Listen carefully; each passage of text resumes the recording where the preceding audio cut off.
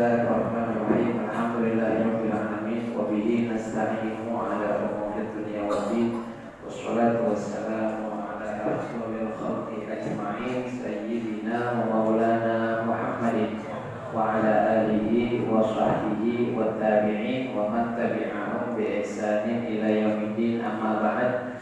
Segenap jamaah sholat isya dan sholat tarawih musholla al-muhtar, para pengurus mushola, para asatidz, para hujjah, bapak-bapak, ibu-ibu, saudara-saudara sekalian, rahimakumullah. Alhamdulillah, kita bersyukur kepada Allah Ta'ala bisa melangkahkan kaki datang ke mushola al-muhtar dalam rangka menjalankan kewajiban kita melaksanakan sholat isya berjamaah dan dilanjutkan dengan sholat tarawih secara berjamaah juga, yang tentunya kita yakin bahwa ibadah yang kita lakukan pada malam ini dan juga malam-malam yang telah lalu, hari-hari yang telah lalu, waktu-waktu yang telah lalu, semuanya diterima dan diberikan balasan yang berlipat ganda oleh Allah Subhanahu wa Ta'ala. Amin ya rabbal alamin.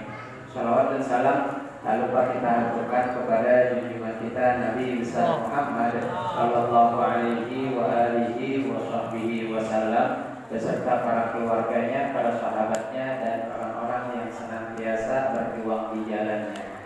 Bapak Ibu jamaah sekalian, satu ketika para sahabat Nabi sallallahu alaihi wasallam datang bertanya kepada Nabi. Apa yang mereka tanyakan? Para sahabat bertanya kepada Nabi, "Ya Rasulullah, aqaribun rabbuna fanunadihi am ba'idun fanunadihi?" Wahai Rasulullah, kita mau tahu nih, Tuhan kita Allah Ta'ala itu dekat apa jauh? Kalau dekat, maka kita kalau manggil pelan-pelan aja. Tapi kalau jauh, kita panggil dengan suara yang keras, dengan suara yang lantang. Maka mendapat pertanyaan seperti ini, Rasulullah SAW diam, tidak menjawab. Kenapa? Karena memang beliau belum mendapatkan petunjuk dari Allah Ta'ala. Maka kemudian turunlah ayat di dalam surat Al-Baqarah yang berbunyi, wa idza sa'alaka ibadi anni fa inni qarib ujibu da'watad da'i idza da'ani falyastajibu li wa liyu'minu bi la'allahum yarshudun. Jawaban dari Allah Ta'ala atas pertanyaan yang dilontarkan oleh para sahabat kepada Nabi. Wa idza sa'alaka ibadi anni fa inni qarib. Dan apabila hamba-hambaku bertanya kepadaku tentang aku, maka sesungguhnya kata Allah Ta'ala, aku ini dekat.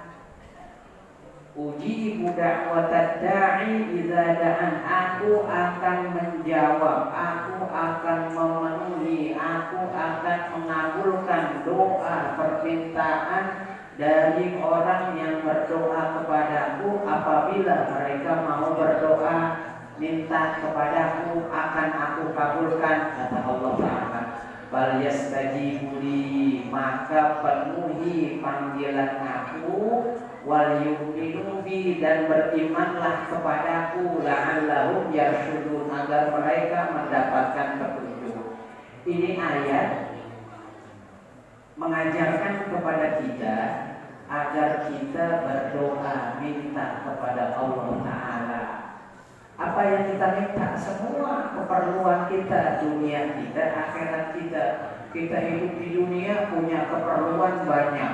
Nanti kita akan sampai atau menuju akhirat, keperluan kita, kebutuhan kita lebih banyak lagi.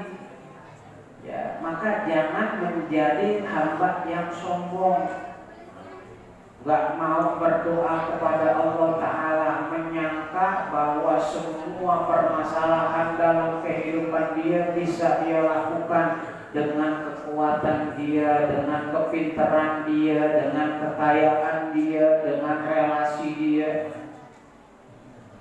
Dia hidup, dia gak butuh sama Tuhan. Dia hidup, dia gak mau minta kepada Allah Ta'ala, karena dia merasa merasa semua yang dia perluin bisa dia penuhin. Kenapa begitu? Karena dia merasa dia pintar, dia merasa dia kaya, dia merasa jabatannya tinggi, dia merasa dia hebat, dia merasa kenalannya banyak, dia merasa kawan-kawannya banyak. Enggak, jangan begitu. Kita hidup, kita punya banyak keperluan, dan yang bisa memenuhi keperluan kita, kebutuhan kita ini adalah Allah Ta'ala. Ya. Kalau kita minta kepada Allah Ta'ala, dikabulin apa enggak? Kata Nabi, pasti dikabulin. Dengan catatan apa? Orang yang minta itu adalah orang yang beriman kepada Allah. Ini kita semua ada di sini adalah hamba-hamba Allah yang beriman. Maka jangan ragu, jangan malu, jangan bosan untuk minta kepada Allah Ta'ala. Ada yang bilang, udah lama berdoa tapi kok gak dikabul-kabulin. Apa kata Nabi? Mamin muslimin yad'ullaha, ya, tidak ada seorang muslim yang dia berdoa kepada Allah Ta'ala, ya, doanya dia laisa fiha min ismin wala qati'ati rahmin. Di dalam doanya itu enggak mengandung unsur dosa, enggak mengandung unsur memutus tali silaturahmi. Artinya dia berdoa dengan doa-doa yang baik, dia minta dengan permintaan-permintaan yang baik, dia minta bukan permintaan yang mengandung dosa. Ya Allah, berikanlah aku keselamatan di dalam perampokan ini. Nah, nggak dikabulin. Gimana itu doa maksiat? Gimana mau dikabulin? Minta yang baik kepada Allah, nggak ada unsur dosanya, nggak ada unsur memutus tali silaturahminya. Maka kata Nabi, pasti ini doa akan dikabulkan oleh Allah Ta'ala dengan 3 cara. Nah, nih. Ya, kita berdoa aja. Urusan dikabulinnya bagaimana itu urusan Allah, bukan urusan kita. Kita berdoa itu kewajiban kita. Allah mengabulkan itu urusan Allah. Gimana caranya Allah mengabulkan itu urusannya Allah. Tetapi yakinlah setiap doa yang dipanjatkan oleh orang yang beriman itu akan diterima oleh Allah Ta'ala. Bagaimana cara Allah menerimanya? Yang pertama, Allah berikan langsung apa yang dia minta. Imma ayyu'ajjilahu fid dunya. Ya, boleh jadi ini alternatif yang pertama. Dan ini biasanya harapan buat orang yang berdoa, disegerakan permintaannya di kehidupan dunia. Ya, Bapak Ibu kalau berdoa kepada Allah minta apa? Nah, Bapak Ibu kalau berdoa minta apa sama Allah Ta'ala? Enggak jauh-jauh nih urusannya, ujung-ujung pasti duit sudah.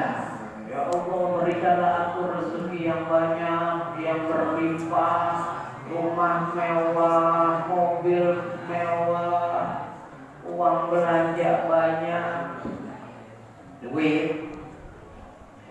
Boleh gak gitu minta? Boleh, silakan. Ya, minta duit sama Allah Ta'ala dosa apa bukan? Bukan, minta kepada Allah Ta'ala. Dikabulin gak? Boleh jadi dikabulkan. Imma ayyu'ajjilahu fid dunya. Boleh jadi diberikan oleh Allah apa yang dia minta di kehidupan dunia. Tapi gak semua. Alternatif kedua apa? Ayyudakhirahu fil ukhra. Atau disimpan sama Allah Ta'ala buat dia dikasihnya nanti di akhirat. Ada seorang si fulan berdoa kepada Allah Ta'ala, minta diberikan rezeki yang banyak. Tapi hidupnya di dunia susah, gak hilang-hilang, miskin gak putus-putus, melarat gak habis-habis. Berarti doanya ditolak bukan? Pak, dikasih di akhirat. Ya, udah orang miskin, orang susah, amalnya dikit, tapi doanya banyak. Ya, cari ada ukuran nih kalau masuk surga, surganya surga emperan. Emang ada emperan surga? Ya, karena apa? Amalnya dikit, tapi dia aja berdoa, maka nanti dikasih sama Allah Ta'ala, nih buat lo istana, nih buat lo kemewahan-kemewahan surga, kenikmatan-kenikmatan surga. Maka kata ini orang, ya Allah, perasaan dulu saya waktu hidup di dunia amal saya nggak banyak, kok saya mendapatkan nikmat yang begitu banyak nih di akhirat. Maka dijawab, ini adalah perwujudan dari doa-doa yang engkau panjatkan di dunia tetapi belum dikabulkan oleh Allah, sekarang dituntasin sama Allah. Yang kedua, alternatif yang ketiga, ya, di dunia nggak dikabulin, di akhirat nggak dikasih. Yang ketiga boleh jadi apa? Atau diganti oleh Allah Ta'ala dengan dihindarkan dari bahaya yang senilai dengan apa yang dia minta. Dia minta, ya Allah berikanlah aku uang 100 juta, jangan. Gak dikasih sama Allah Ta'ala, tapi diganti dengan apa? Dihindarkan dia dari bahaya yang kalau dia kena itu bahaya, dia keluar duit 100 juta. Nah, orang berdoa, ya Allah berikanlah aku harta 100 juta, nggak dikasih. Terus dia pergi, katakanlah ke luar kota, naik kendaraan, tiba-tiba naik bis lah, naik bis. Kemudian ternyata bis yang dia tumpangi kecelakaan. Semua penumpangnya mati karena bisnya masuk jurang. Semuanya mati. Dia nggak mati, selamat. Nah, itu bentuk dikabulkannya doa. Masuk jurang selamat, nggak ada yang hidup, dia doang sendirian. Ya. Dia keluar dari bis, dimakan macan masih.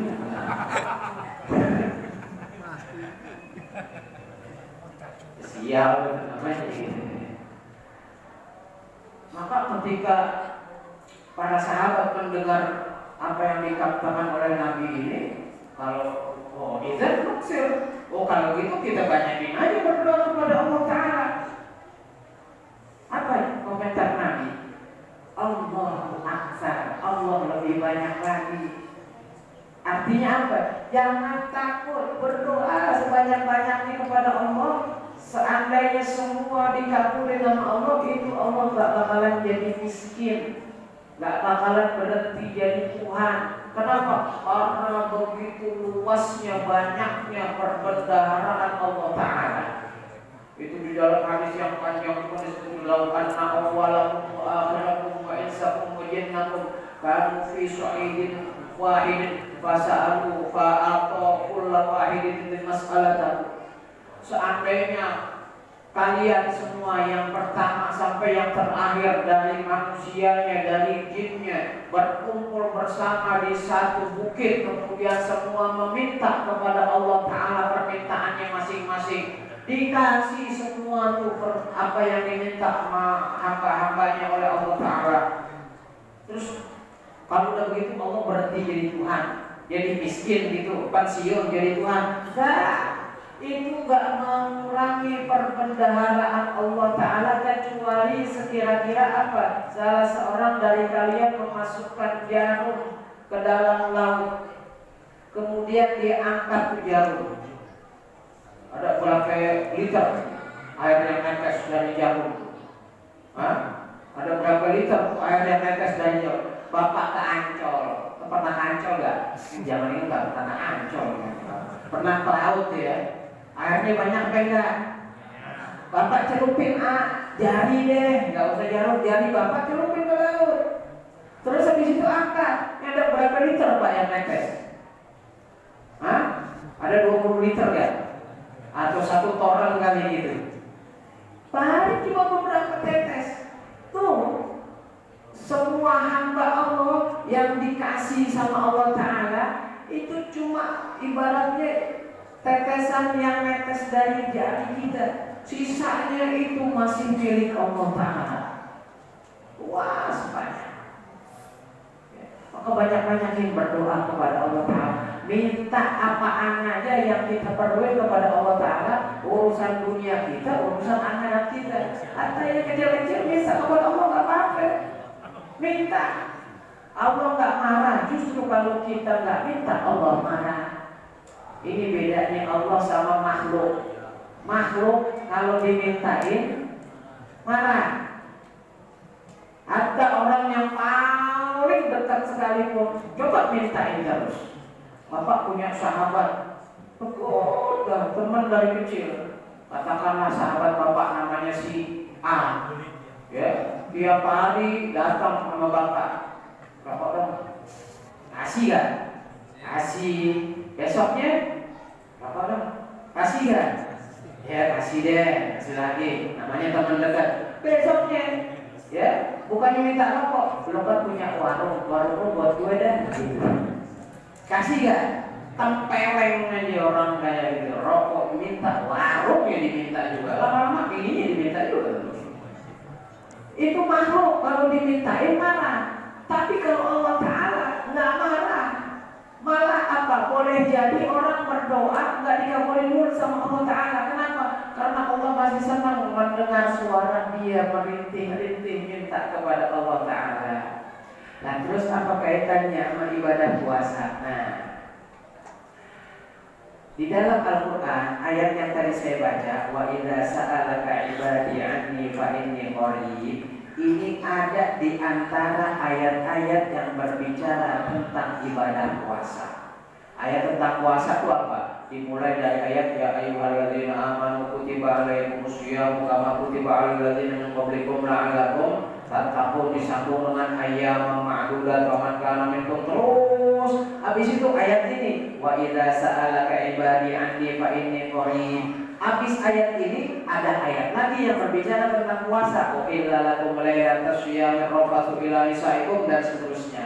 Pertanyaannya, ini ayat yang berbicara tentang masalah doa, ini gak ada kaitannya seolah-olah dengan ibadah puasa. Tapi kenapa adanya di antara ayat-ayat yang berbicara tentang puasa? Maka di sini para ulama mengatakan, oh ada pelajaran di situ, ada petunjuk di situ. Apa pelajarannya, petunjuknya? Ternyata di antara keadaan dan waktu yang kalau seseorang berdoa, doanya dikabulkan adalah ketika dia dalam keadaan sedang berpuasa. Ada keadaan-keadaan yang kita dianjurkan untuk berdoa. Karena apa? Karena dalam keadaan-keadaan tersebut ada kemungkinan besar doa yang kita panjatkan ini akan dikabulkan oleh Allah Ta'ala. Di antaranya keadaannya apa? Ketika lagi turun hujan, hujannya gede, tuh berdoa Pak Bu. Itu keadaan yang kalau kita berdoa, doa kita dikabuli sama Allah Ta'ala. Kemudian ketika bertemunya dua pasukan, ini kalau lagi perang. Keadaan yang lainnya adalah keadaan ketika sedang bepergian. Bapak ibu lagi pergi jauh musafir, atau nantinya mungkin ada menjelang Idul Fitri ada jamaah nih yang mudik pulang kampung jauh ke Surabaya, menempuh perjalanan jauh. Dalam perjalanan banyakin doa. Itu keadaan kalau seorang hamba berdoa, doanya dikabulin sama Allah Ta'ala. Termasuk keadaan yang kalau seseorang berdoa, doanya dikabulkan sama Allah Ta'ala adalah ketika dia sedang dalam ibadah puasa. Ya, selama 1 bulan banyak-banyak yang berdoa. Bahkan lebih khusus lagi Nabi SAW pernah mengatakan lis-shaimi inda iftorihi da'watun mustajabah. Bagi orang yang berpuasa, ketika dia berbuka, ini ada saat yang kalau dia berdoa, doanya dikabulin sama Allah Ta'ala. kalau lagi buka puasa tuh, ya, dan maghrib Allahu Akbar, baca deh biasa Allahumma laka syukru wa bika amatu wa ala dzikra wa rahmatika ya arhamar rahimin. Katakanlah misalnya habis itu Bapak makan atau minum apa? Misalnya teh ya teh. Misalnya atau air putih deh. Air putih ya yang semuanya itu. Air putih minum deh 1 teguk 2 teguk. Terus misalnya apa? Makan korma misalnya. Udah makan 1 butir. Habis itu Bapak mau makan yang lain, tar dulu. Jangan makan yang lain dulu. Ngapain? Angkat tangan, berdoa. Itu saat yang mustajab. Ya, ada nggak yang begitu di sini? Oh, tahu sekarang ini. Masih lama nih, masih panjang bulan Ramadan. Masih ada 22 atau 21 hari lagi, ya. Kedepannya. Mulai besok nih kalau buka puasa jangan lupa, ya. Doanya apaan aja deh. Ya, yang gampang apaan? Yang gampang apaan? Rabbana atina fid dunya hasanah. Makanya kalau lagi buka bersama bacanya apa? Asyhadu alla ilaha illallah astaghfirullah as'alukal jannata wa a'udzubika minan nar. Karena itu diajarnya itu. Lagi mau buka puasa sampai buka puasa itu banyakin berdoa. Atau Bapak Ibu punya hajat yang lain apaan minta yang lain. Ya, pengen kawin lagi ya Allah. Ya. Jangan kencang-kencang tapi. Ya, bisa dikemplang sama centong samping bininya juga begitu. Jadi kemplang. Ya, banyakin doa apaan hajat kita kepada Allah minta. Yakin ya selama kita beriman kepada Allah Ta'ala, apalagi kita taat menjalankan perintah Allah Ta'ala, kita berdoa kepada Allah Ta'ala, pasti doa kita akan dikabulkan oleh Allah Ta'ala sesuai dengan apa yang dikehendaki oleh Allah Ta'ala. Ini yang bisa saya sampaikan. Kurang lebihnya mohon maaf. Wassalamualaikum warahmatullahi wabarakatuh.